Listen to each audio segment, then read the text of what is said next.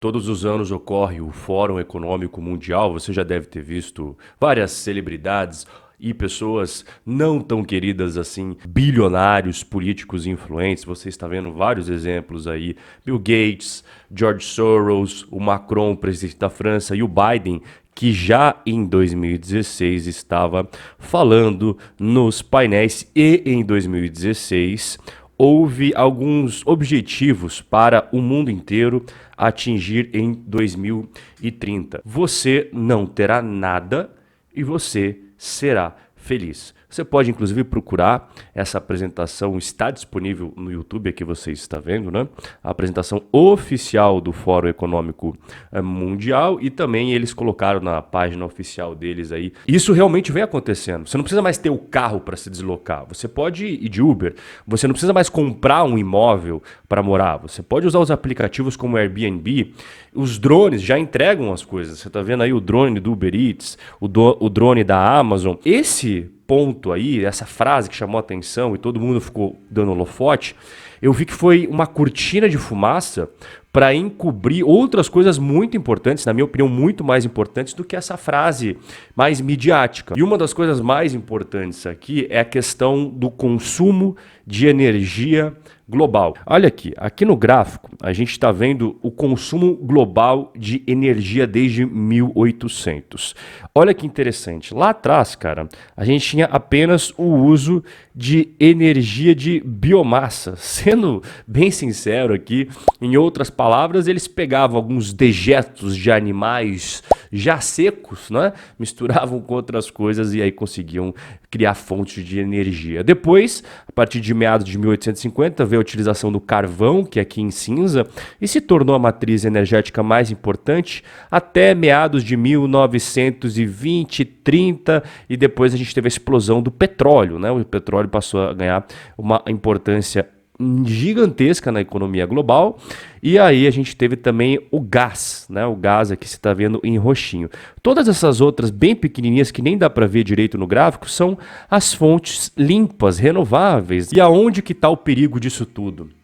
As sociedades capitalistas dependem do consumo de energia para crescer. Isso daí que você está vendo na tela é a foto do planeta Terra à noite, do espaço. E quando a gente foca numa região específica, a gente vai para a Coreia do Sul, que é aqui totalmente iluminado. Você sabe que a Coreia do Sul ela é capitalista, e aqui você tem a Coreia do Norte, que é comunista, totalmente apagada. E aqui você tem a China, totalmente iluminada, né? É quase no mesmo nível, se duvidar até mais do que a Coreia do Sul. E você deve estar se perguntando, peraí, mas a China não é comunista?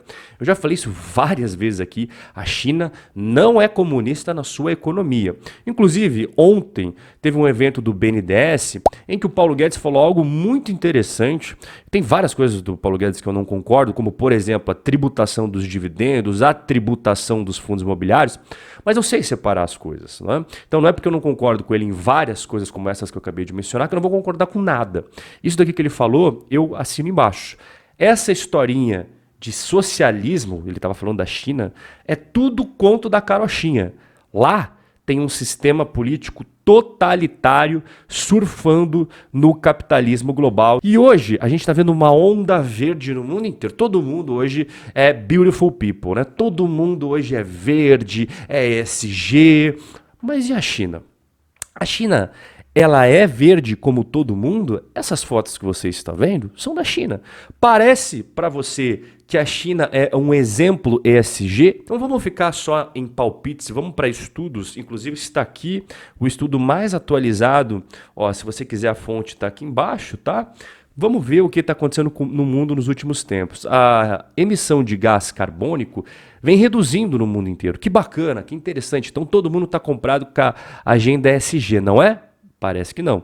A China vem aumentando as suas emissões. Então, enquanto o mundo vem reduzindo, a China não está nem aí, continua aumentando, tá? E não apenas ela vem aumentando o consumo de combustível fóssil, né, o petróleo, seus derivados do petróleo, como ela também vem aumentando muito o consumo de carvão. Parar de usar carvão, parar de usar combustível fóssil é algo que realmente dá para praticar ou é fantasia. Aqui você está vendo quanto que o mundo gasta de energia. Mais atualizado também aqui embaixo está a fonte para você, tá? Em verde é o petróleo, o quanto que a gente consome de petróleo no mundo, tá? Aqui em cinza é o carvão. Se você somar o petróleo junto com o carvão, são as duas fontes de combustível mais utilizadas no mundo inteiro. E aqui em vermelho é o gás natural, aqui em cima você vê as fontes renováveis. Então é muito bonito você falar assim, para tudo, para toda a produção de petróleo. Quem investe em petróleo é demoníaco, quem investe em carvão é 2 vezes diabólico. Está tendo uma demonização muito grande da indústria do petróleo, da indústria do carvão. Só que quando a gente vai para ver a realidade do mundo, a gente não consegue viver sem eles. Qual que é o primeiro problema que eu nunca vi ninguém falar no Brasil sobre isso daqui?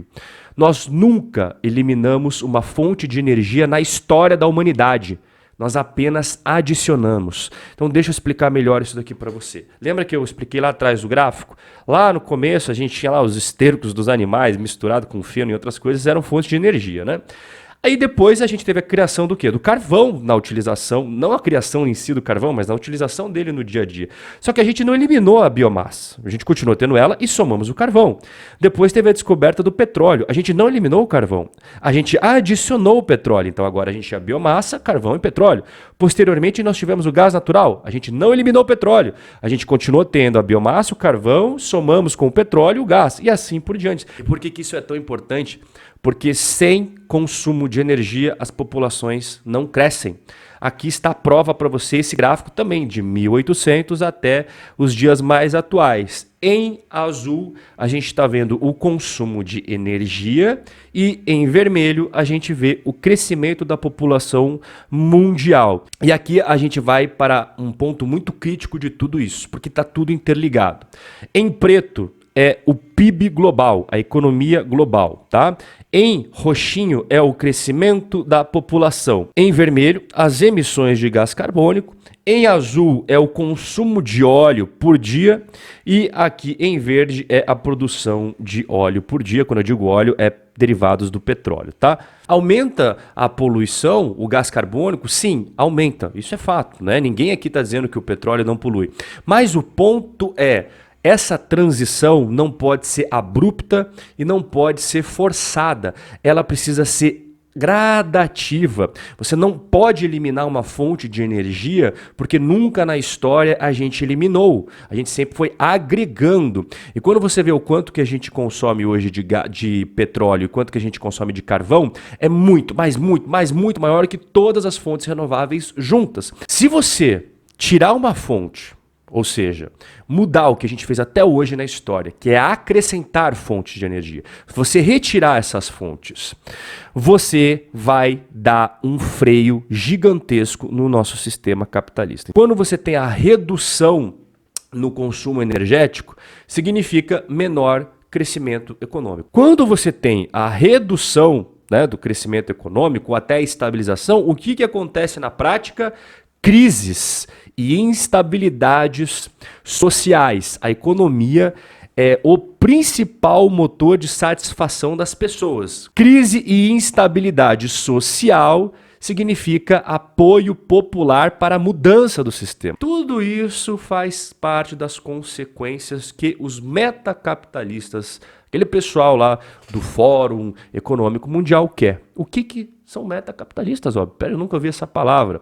Metacapitalistas são pessoas que já se beneficiaram do capitalismo no passado, mas que após ela atingir o seu sucesso pessoal, elas começam abertamente a defender doutrinas socialistas e comunistas, com a finalidade de se manter perpetuamente no poder, sem permitir a ascensão de outros pelo mesmo caminho. Então aquele cara que utilizou o sistema capitalista para crescer, ele subiu na escadinha, quando ele chegou lá no topo, ele chuta a escadinha para ninguém mais subir. Mas o pessoal da esquerda sabe que eles estão sendo usados por esses capitalistas, meio esquerdistas, meio comunistas.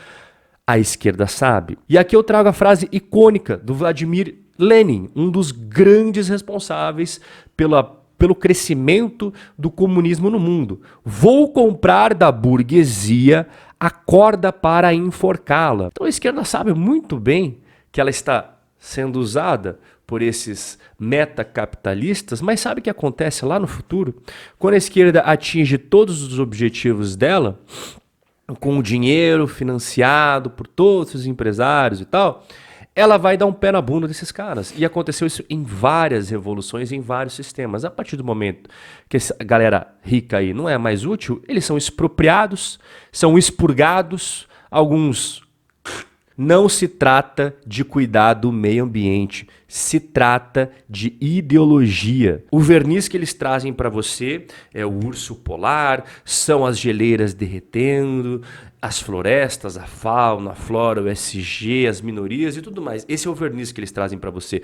Por trás das cortinas tem objetivos muito mais nefastos do que a maior parte das pessoas imagina.